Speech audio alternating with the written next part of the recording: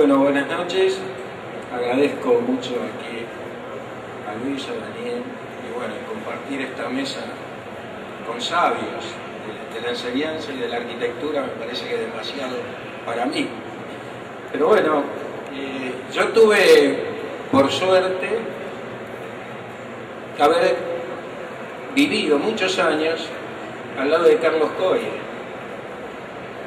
Y Carlos Coire, que era mi profesor titular en su momento, y después llegué a ser el asociado de cátedra en la Universidad de Morón, teníamos horas interminables de estar en el bar hablando y contándome anécdotas de su juventud, de los amigos catalanos, caminos, de la vida que hacían de jóvenes. Y ahí comencé a conocer con mayor profundidad a Eduardo Catalano. Eduardo Catalano, Coire, Caminos, siendo estudiantes, se nos ocurre viajar a Estados Unidos en barco. Ahí conocieron a Walter a Gropius y a muchos arquitectos, se encontraron en un momento dado con Sacriste, y luego, después de ese viaje, con dinero que habían conseguido a través de algunos trabajos que habían hecho, se compraron un automóvil y de regreso vinieron a Buenos Aires en automóvil. Bajaron por Chile, la familia muy asustada por el viaje, y bueno, regresaron bajando la cordillera. Ellos en el año 1942, antes se habían presentado a un concurso del Club San Lorenzo, de la sede social, y como ellos no tenían firma de arquitectos, hacían firmar a un ingeniero, pero lo hacían también como un acto de rebeldía, y ganaron el concurso, pero la sede no se hizo nunca. Y luego, en 1942, se presentan en el Salón Nacional de Arquitectura con una propuesta. Este es un cuadro dibujado por ellos en témpera, donde ellos expresaban el tema de la tierra como acervo social. Solo debe usufructarla el hombre en proporción a su capacidad de trabajo. Y le pusieron como firma Bernardino Rivadavia. Esto lo dice alrededor de todo el cuadro. Resulta que no era Bernardino Rivadavia, sino era el padre de Caminos, que le escribía al diputado Palacio. Entonces había creado una frase que le puso un prócer. Y aquí dividían el campo, la vivienda, la granja, la huerta, los frutales y la casa. Decía, la casa era para quien produce. Así que ellos comenzaron con esto. Eso les sirvió que los expulsen del salón. Y bueno, y ahí escriben que el problema arquitectónico de la Argentina es el de la vivienda popular. Nada se ha hecho por solucionarlo.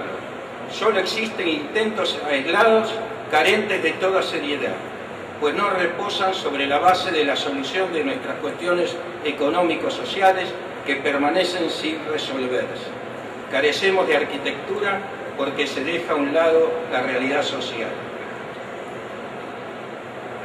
Ustedes tienen ahí un manifiesto que pertenece a la tesis que ellos escribieron, y creo que es actual, ¿no? 1942, hoy podemos decir lo mismo de lo que pasa con la arquitectura y el problema de la vivienda social. En 1954 construye esta casa en Carolina del Norte, donde vive un año solamente. Se pasa. Antes de 1947 está esta obra magnífica que invitaron ahí a Breuer, al arquitecto Breuer, a trabajar con ellos.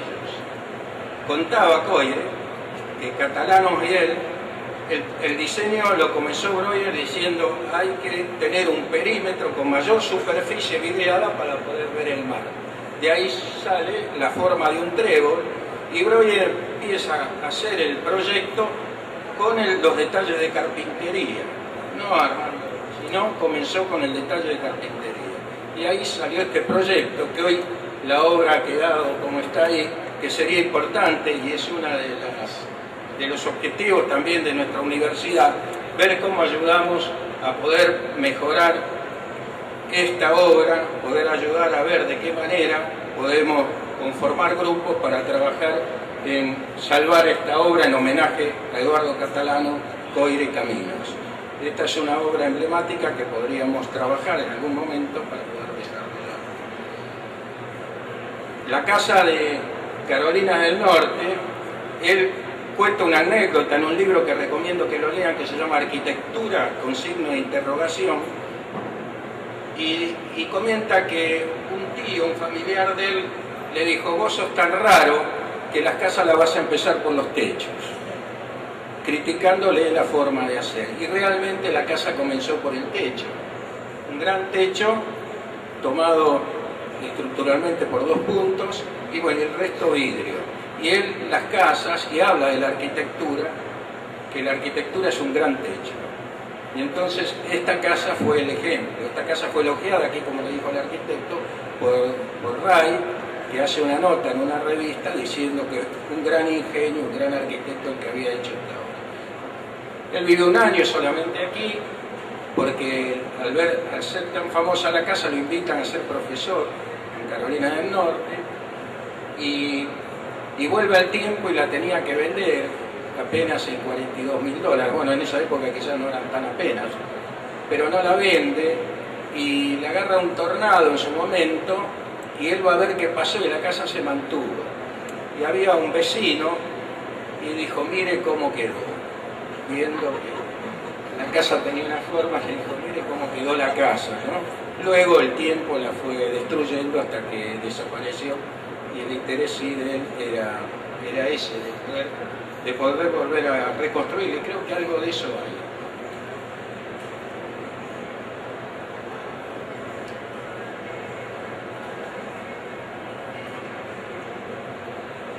Bueno, en una visita a Buenos Aires, en una de sus tantas visitas, yo tuve la suerte que me visite en casa.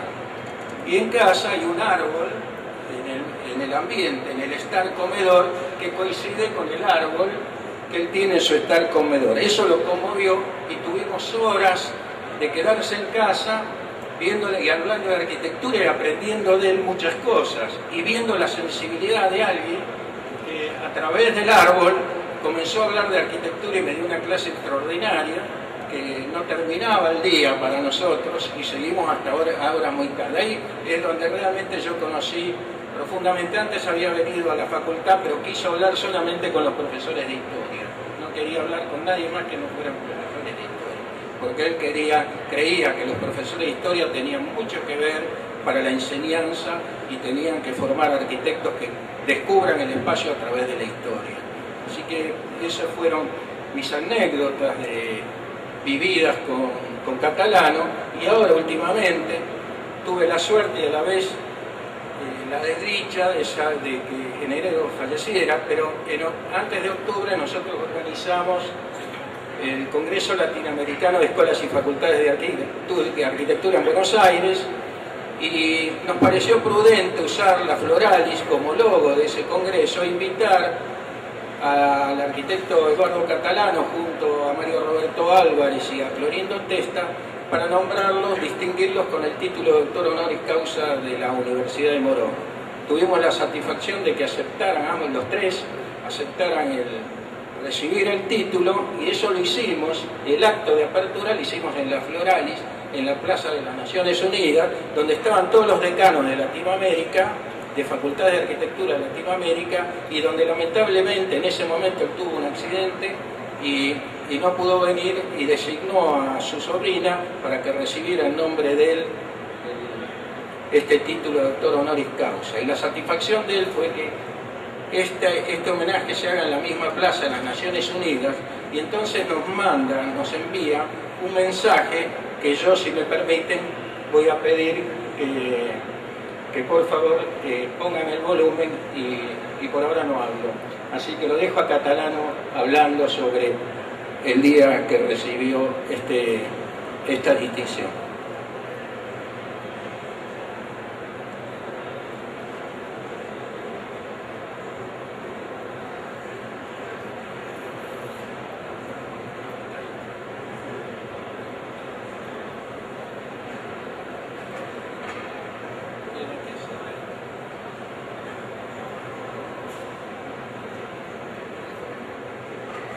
Esta es la nota que envió después al enterarse que había pasado, de agradecimiento, porque era muy agradecido, y la verdad que nosotros éramos los agradecidos. Quería hacerles una aclaración. Catalano no usaba nunca el teclado para mandar un mail. Él escribía su mensaje en forma así caligráfica sobre una hoja de papel amarillo rayado, en el cual lo mandaba, después lo escaneaba y lo mandaba por mail.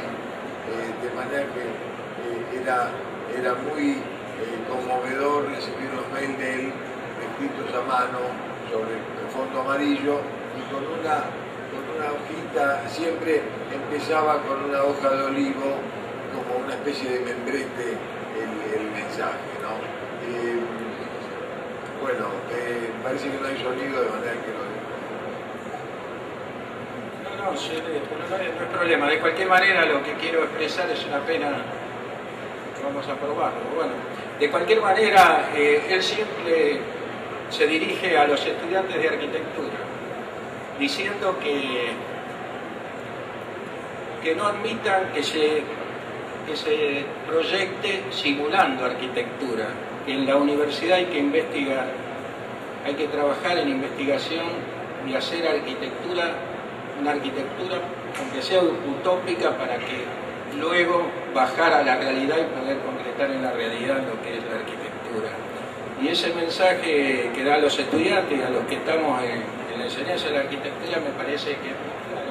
Y creo que si leemos los libros que tienen que ver con Catalano, el mensaje de este libro, que es poesía pura sobre la arquitectura, porque es llegar al cielo con vocación. Dice que aún él no pudo llegar, pero sería muy importante que los arquitectos dejen de ser profesionales para que sean realmente, que sientan la vocación como algo, un servicio hacia el resto. Así que, bueno, si no se escucha, lo dejaremos para otra oportunidad. Yo agradezco la posibilidad de haber estado aquí. Gracias.